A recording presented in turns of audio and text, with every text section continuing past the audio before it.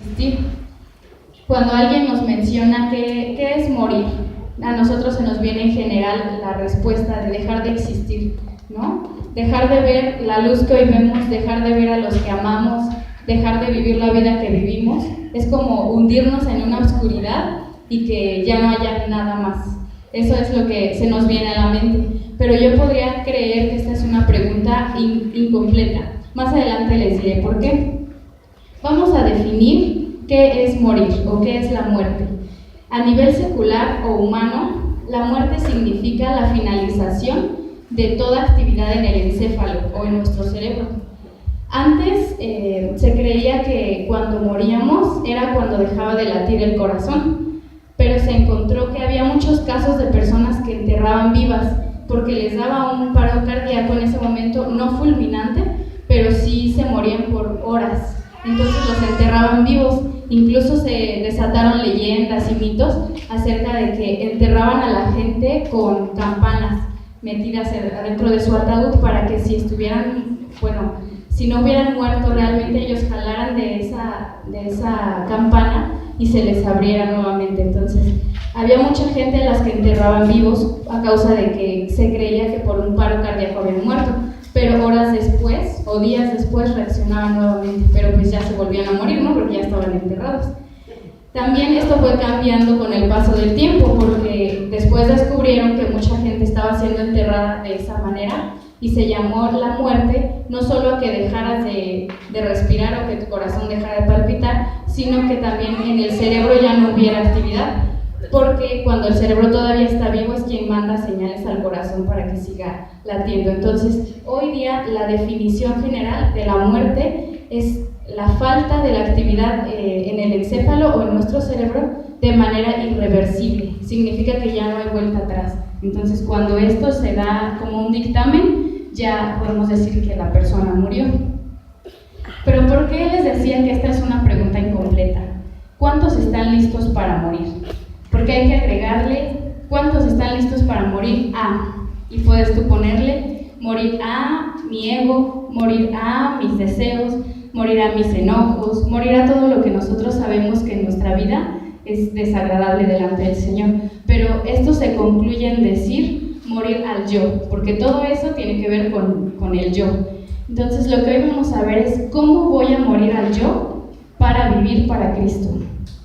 Amén. ¿Alguien me puede acompañar a Efesios 4:24, por favor? Efesios 4:24. Si alguien lo tiene, me puede hacer favor de leerlo en voz alta. Amén. Y vestidos del nuevo hombre creado según Dios en la justicia y santidad de la verdad. Amén. Según el Nuevo Testamento, morir significa estar relacionado con nacer de nuevo. ¿Puedes mencionarnos la última parte? Creado según Dios en la justicia y santidad de la verdad. Desde el principio, por favor. Y vestidos del nuevo hombre, creado según Dios en la justicia y santidad de la verdad. Amén. Aquí menciona al nuevo hombre. Para que exista un nuevo hombre, tiene que haber un viejo hombre, ¿no? Entonces nosotros tenemos que nacer de nuevo. Hay versiones que dice, hay una palabra que dice cuando Jesús le habla a Nicodemo, le menciona que para entrar al reino de los cielos es importante que nazca de nuevo. Y Nicodemo le decía, pero ¿cómo voy a hacer? ¿Voy a entrar nuevamente al vientre de mi madre y tengo que volver a nacer? Él no entendía que Jesús le hablaba acerca de nacer de nuevo en nuestro espíritu. Pero vamos a analizar aquí unos puntos importantes. Cuando nosotros nacemos de nuevo, es necesario, esta es una de las características necesarias para morir al yo, nacer de nuevo. Pero ¿ustedes qué creen que es primero? ¿Nacer de nuevo o morir al yo? ¿Morir al yo? Pues estábamos equivocados, hermanos. Nacer de nuevo es lo primero que tiene que ocurrir en nuestras vidas. Vamos a ver por qué es así. ¿Me acompañan a Juan 3, del 1 al 3, por favor?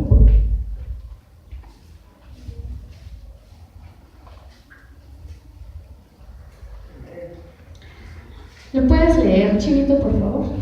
Había un hombre de los fariseos que se llamaba Nicodemo, un principal entre los judíos. Este vino a Jesús de noche y le dijo: Rabí, sabemos que has venido de Dios como maestro, porque nadie puede hacer estas señales que tú haces, si no está Dios con él. Respondió Jesús y le dijo: de cierto te digo, que el que no naciere de nuevo no puede ver el reino de Dios. Amén. Dice, el que no naciere de nuevo no puede ver el reino de Dios. No dice, todo aquel que hace méritos para entrar al reino, todo aquel que deja de vivir para sí, antes de entrar al reino y después entra al reino. Él dice que es necesario primero nacer de nuevo para que entremos al reino. Entonces, ¿qué es nacer de nuevo? Yo analizaba y decía, sí es un acto instantáneo, es como cuando te dicen, no, yo no voy a cambiar de un día para otro. En este caso, nacer de nuevo sí es algo que ocurre en un instante, por así decirlo. ¿Por qué es así? Porque ocurre cuando nosotros tenemos un acto de fe para con Cristo. Cuando alguien viene y te habla de Cristo, te está evangelizando, te habla y el Espíritu Santo a ti te alcanza tu corazón y entonces te convence de pecado, te convence que necesitas su presencia y es ahí donde lo recibes. Cuando nosotros recibimos a Cristo en nuestro corazón, ocurre nacer de nuevo, porque por fe, dice que es un acto de fe y entonces ocurre de manera instantánea. Seguido de esto, ocurre el morir al yo, porque Jesús no nos menciona, para entrar al reino de los cielos es necesario que dejes tu vida de pecado para que entres al reino, porque sería como decir que nos estamos ganando entrar al reino. Primero dejo de ser malo, primero dejo de pecar, para entonces ganarme la entrada al reino, y no es así. ¿Cuántos sabemos que no es por obras para que nadie se glorie? Entonces entramos al reino a través de la fe, a través de un nacimiento nuevo, y después de esto ocurre que nosotros entendamos que vamos a nacer de nuevo para morir constantemente. Es como una paradoja, ¿no? Porque dicen, vas a nacer de nuevo para morir. Si lo vemos de manera natural, así ocurre. ¿Cuántos nacemos pero estamos viviendo, encaminándonos y enfilándonos a la muerte, ¿no? Así ocurre también en la vida espiritual. Cuando tú naces de nuevo en Cristo, es un morir constantemente al yo, un morir constantemente a nuestra carne. Morir al yo viene enseguida de nacer de nuevo, como mencionábamos, y a diferencia de nacer de nuevo, no es algo instantáneo. Eso sí es lo que no ocurre de un día para otro. Nosotros ya estamos destinados, una vez que conocemos a Cristo y lo recibimos, a estar muriendo constantemente. Y esto es un acto, una vida de santificación. Muchas veces entendemos la santificación como ser perfectos, como no equivocarnos, pero no es así. El camino a la santificación es el estar muriendo constantemente al yo. Es el estar venciendo todo aquello que no proviene del Señor en nuestras vidas para ganar la batalla en Cristo. Amén. Nosotros estamos siendo llamados constantemente a negarnos a nosotros mismos. ¿Por qué es necesario nacer primero y después morir constantemente al yo? Porque dice que nuestro corazón se inclina. ¿Cuántos recuerdan prédicas pasadas que nos hablaban acerca de que el corazón es malo y que no tiene la capacidad de inclinarse hacia el bien por nosotros mismos? Entonces, por esta razón es que necesitamos nacer de nuevo, porque cuando vivimos lejos de Cristo, no tenemos ningún deseo de negarnos a nosotros mismos, ¿estamos de acuerdo? Queremos seguir viviendo en nuestras pasiones, en nuestra carne, deleitar lo que no proviene del Señor. Pero entonces es necesario nacer de nuevo para que también nazcan de nuevo en nosotros sentimientos, emociones y deseos nuevos. Es decir, si yo nazco en Cristo Jesús, nacen también en mí deseos de vivir para Él, y entonces nacen deseos de morir al mundo. Pero si yo no nazco de nuevo, nunca va a nacer en mí el deseo de morir al yo. Amén. Es por eso que es importante primero que nazcamos de nuevo. ¿Cuántos aquí ya han nacido de nuevo a través de un acto de fe? Amén. Lo que nos sigue y en el camino en el que estamos es en el morir al yo día a día. Jesús nos dice en Mateo 16, del 24 al 25, hermana Cari, ¿nos puede apoyar con ese versículo, por favor? Mateo 16, del 24 al 25.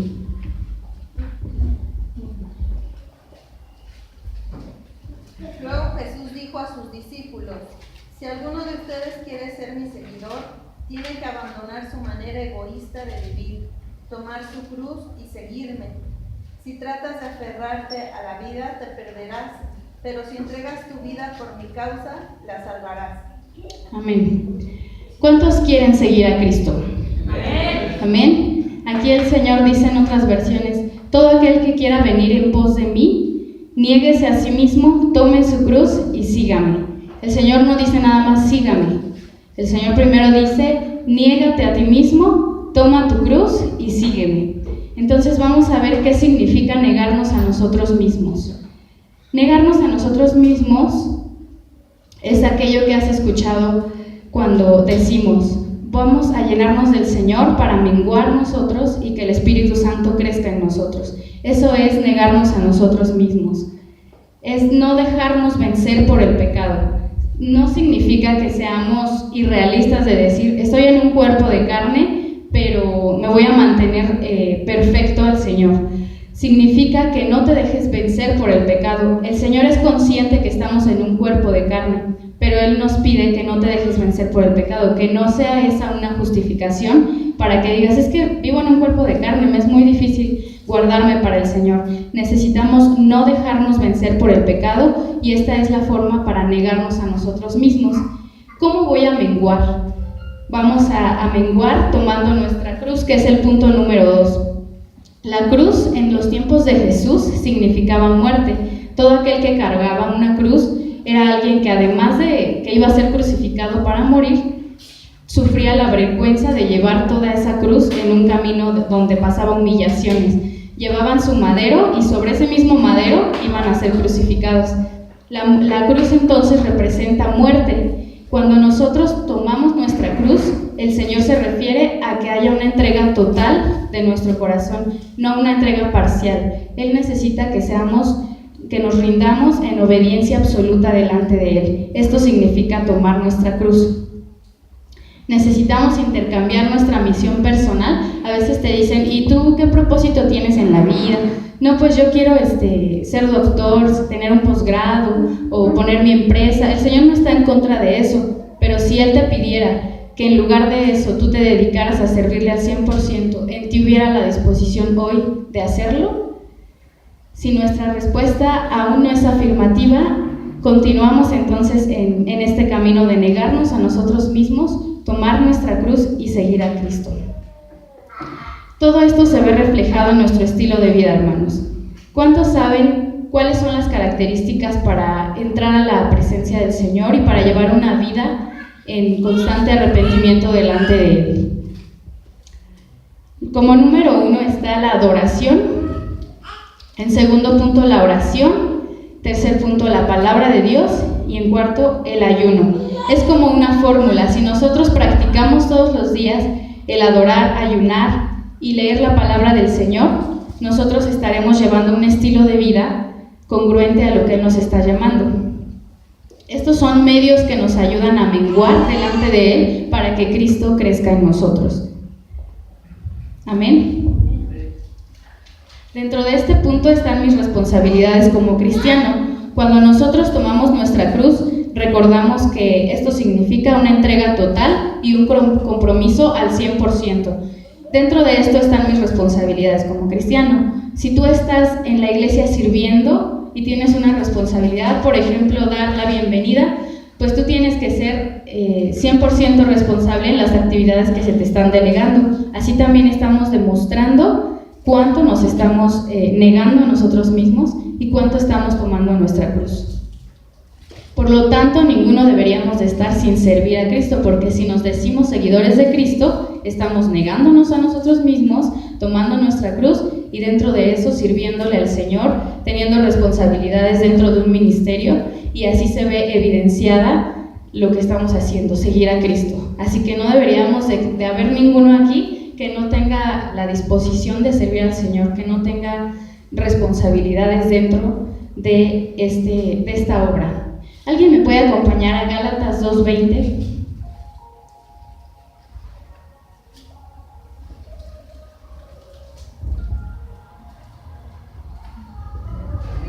Amén. ¿Le puedes dar lectura? En realidad, también yo he muerto en la cruz junto con Jesucristo, y ya no soy yo el que vive, sino que es Jesucristo el que vive en mí. Amén. No, sí, continúa. Y ahora vivo gracias a mi confianza en el Hijo de Dios, porque Él me amó y quiso morir para salvarnos. Amén. Debemos de tener claro por qué nosotros debemos morir para Cristo. Porque si esa razón en nosotros no está clara, entonces no hay la disposición para ceder el terreno a Dios en nuestras vidas. ¿Cuál es la razón del por qué morir al yo todos los días? Pues aquí está en Gálatas 2:20. Dice, el cual me amó y se entregó a sí mismo por mí. Jesucristo ya lo hizo por ti, hermano. Ahora nosotros, en consecuencia y en agradecimiento a lo que Él ha hecho, debemos desear morir para Él.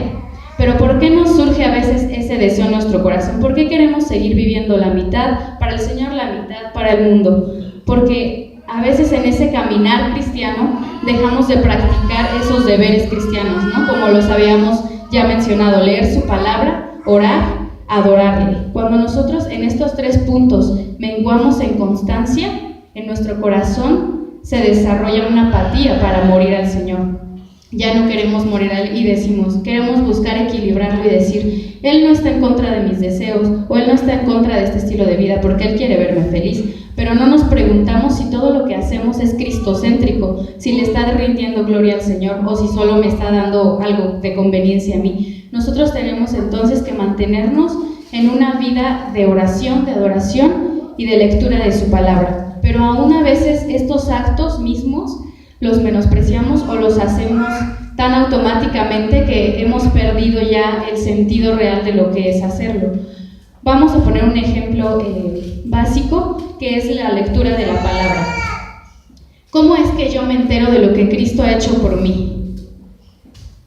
Leyendo o documentándome acerca de lo que Él ha hecho por mí. ¿Y dónde me puedo documentar de lo que Él ha hecho por mí?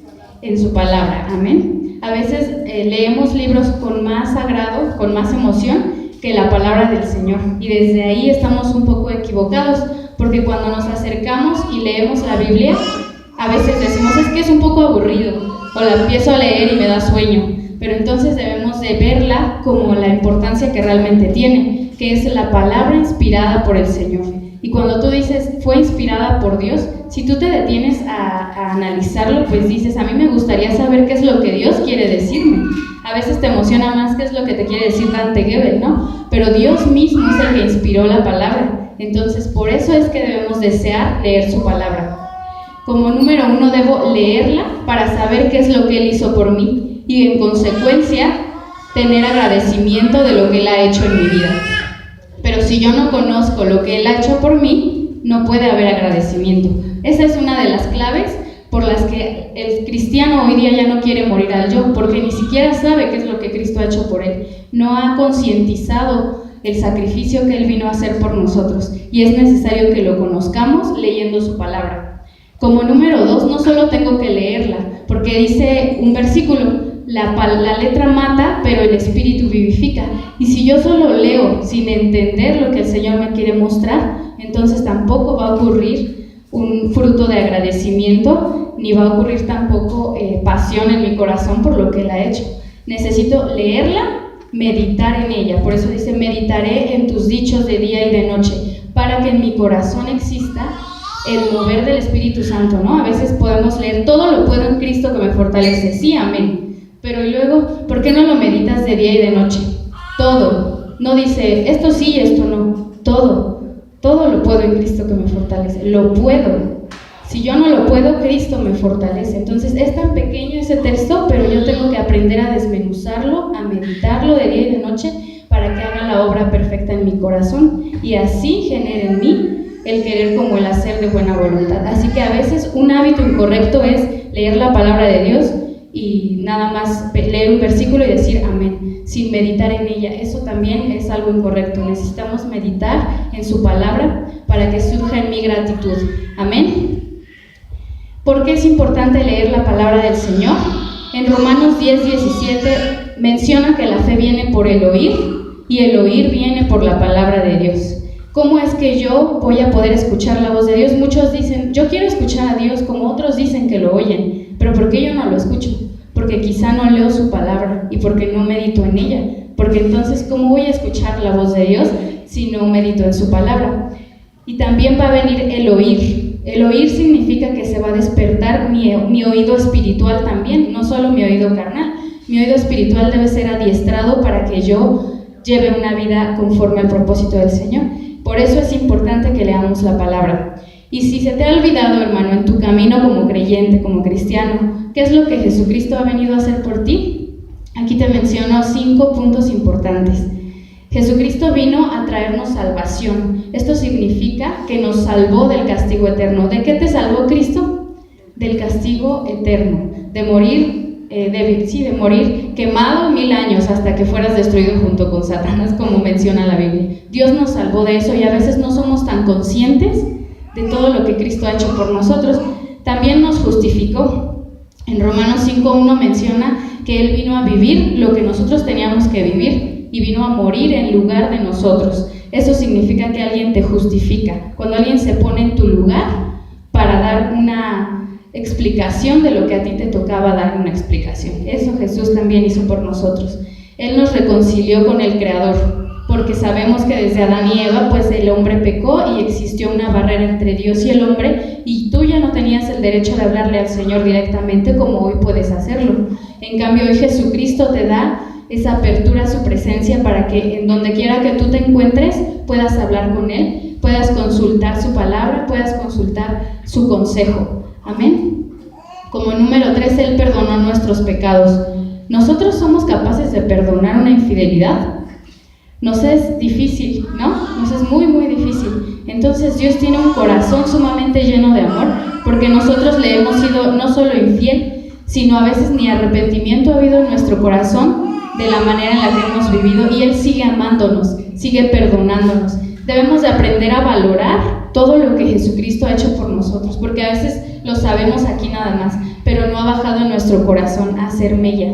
Necesitamos meditar en todo lo que Él ha hecho por nosotros, para que recordemos por qué debemos de estar agradecidos, porque si no, no estaríamos aquí, hermanos. No te acostumbres a que hoy eres salvo, no te acostumbres a la gracia que Dios te ha extendido, no te acostumbres a la misericordia que Dios te ha dado, porque hay un día en el que eso va a terminar, y debemos ser conscientes que nosotros debemos de darle a Él porque Él nos ha dado primero, amarlo a Él porque Él nos ha amado primero. Amén.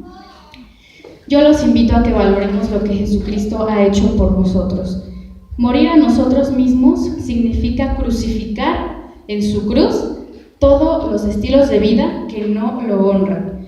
Nosotros sabemos que los lunes por la mañana nos levantamos y a veces se nos hace tarde, nos vamos corriendo al trabajo, a la escuela. Este podría ser un mal hábito y podría ser algo que no le está dando gloria a Dios, porque según su palabra hemos aprendido que debemos dar gracias por cada día que Él nos permite abrir los ojos, porque hay mucha gente que ya no abre sus ojos, ya no despierta a un día más de vida, pero nosotros sí lo estamos haciendo, y aún desde ahí debemos aprender a darle gracias por un nuevo día. Entonces vamos a cambiar nuestro estilo de vida de ahora en adelante, y todos los lunes por la mañana vamos a darle gracias al Señor por el nuevo día que Él nos permite mirar. Amén. Y también en la parte de la Biblia, no hay ninguna parte en la Biblia que describa que morir sea algo opcional. ¿Qué es lo que dice Jesús? Si tú quieres seguirme, niégate a ti mismo, toma tu cruz y sígueme. Si nosotros no estamos haciendo esto, no podemos llamarnos seguidores de Cristo. Si no estamos rindiéndole a Dios todas las áreas de nuestra vida, no podemos decir que somos cristianos. Porque antes de seguirlo, necesitamos negarnos a nosotros mismos, tomar nuestra cruz y seguirlo. Los que intentan vivir de una manera parcial son aquellos que se llaman tibios, y son aquellos que en Apocalipsis 3, del 15 al 16, Dios menciona que serán escupidos por Dios. A Dios no le gusta la gente tibia, por lo tanto le causa náuseas, y el día del juicio serán vomitados de la boca de Dios. Esto es algo tremendo. Yo no sé cómo lo hemos visto hasta el día de hoy, pero es algo real. No es un mito, no es una leyenda, es algo que va a pasar. Y si nosotros hoy no nos disponemos a volvernos gente caliente en la presencia del Señor, vamos a ser vomitados.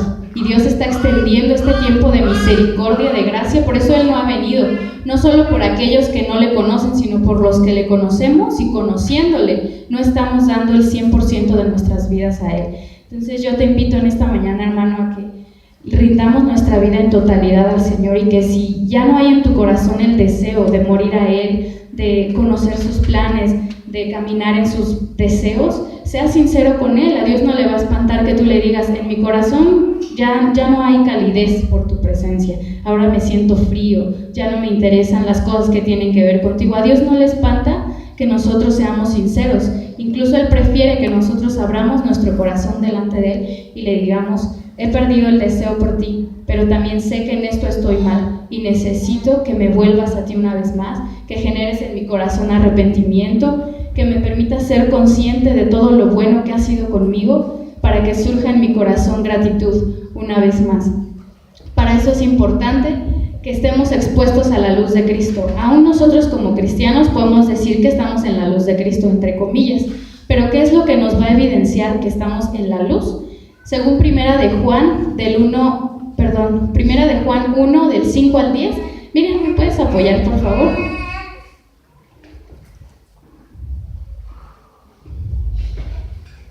Primera de Juan 1, del 5 al 10.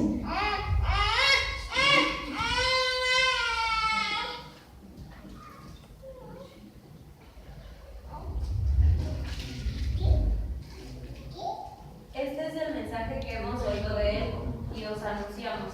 Dios es luz y no hay ninguna tinieblas en Él. Si decimos que tenemos comunión con Él y andamos en tinieblas, mentimos y no practicamos la verdad. Pero si andamos en luz como Él está en luz, tenemos comunión unos con otros, y la sangre de Jesucristo, su Hijo, nos limpia de todo pecado. Si decimos que no tenemos pecado, ¿hasta el 10? No, sí está el 10. Si decimos que no tenemos pecado, nos engañamos a nosotros mismos y la verdad no está en nosotros. Si confesamos nuestros pecados, Él es fiel y justo para perdonar nuestros pecados y limpiarnos de toda maldad. Si decimos que no hemos pecado, le hacemos a Él mentiroso y su palabra no está en nosotros.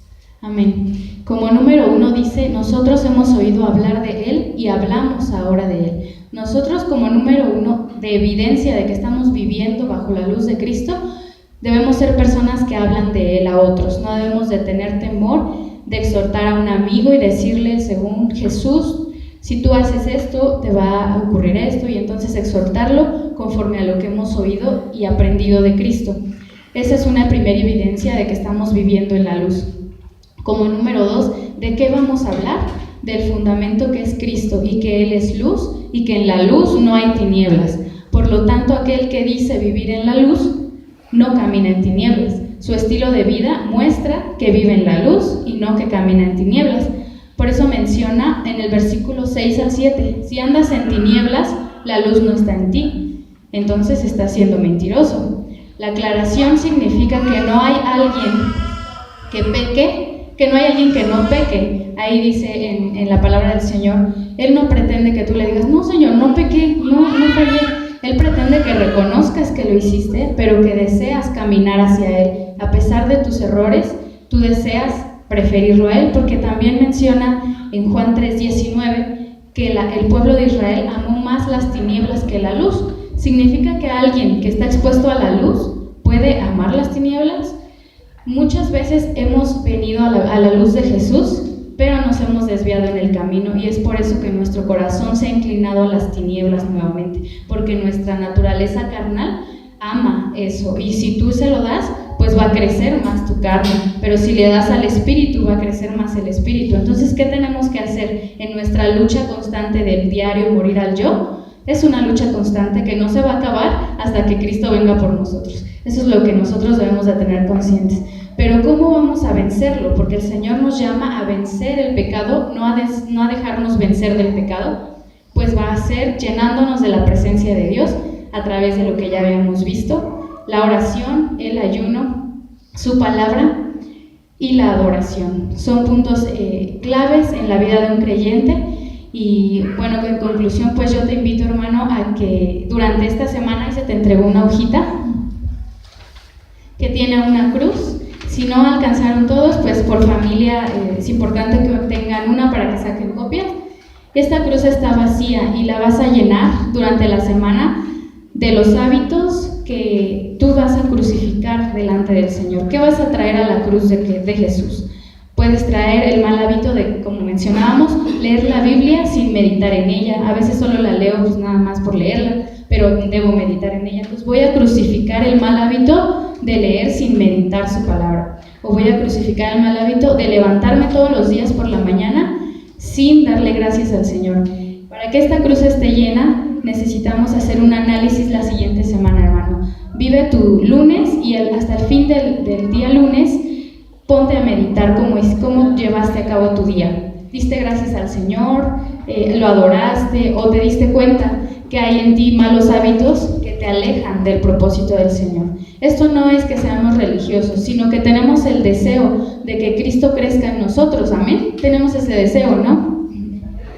Entonces vamos a hacer acciones que nos lleven a vivir un estilo de vida que le agrade, y para eso necesitamos identificar los estilos de vida que no le agradan. Entonces yo te invito a que ahí crucifiques esos estilos de vida que no le honran, para que trabajes en ellos y seamos más conscientes de lo que tenemos que rendir ante sus pies.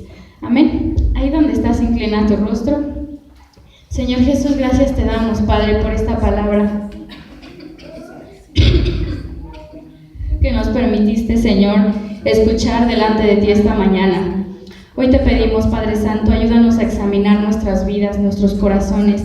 Muchos somos conscientes, Padre Santo, de las áreas de nuestras vidas que nos cuesta trabajo rendir delante de ti, pero no por eso nos rendimos ante el pecado, Señor. No por eso deseamos que sea triunfante sobre nuestras vidas, porque te hemos reconocido como nuestro Señor, como nuestro dueño, Señor, y queremos que tú te enseñorees de nuestra vida, Señor, que nos enseñes a caminar en un estilo de vida que te honre, Padre Santo. Durante esta semana te pido que tu Espíritu Santo nos revele aquellas acciones, Señor, aquellos hábitos, aquellos estilos de vida que no nos están llevando, Señor, a morir al yo para vivir para ti, Señor.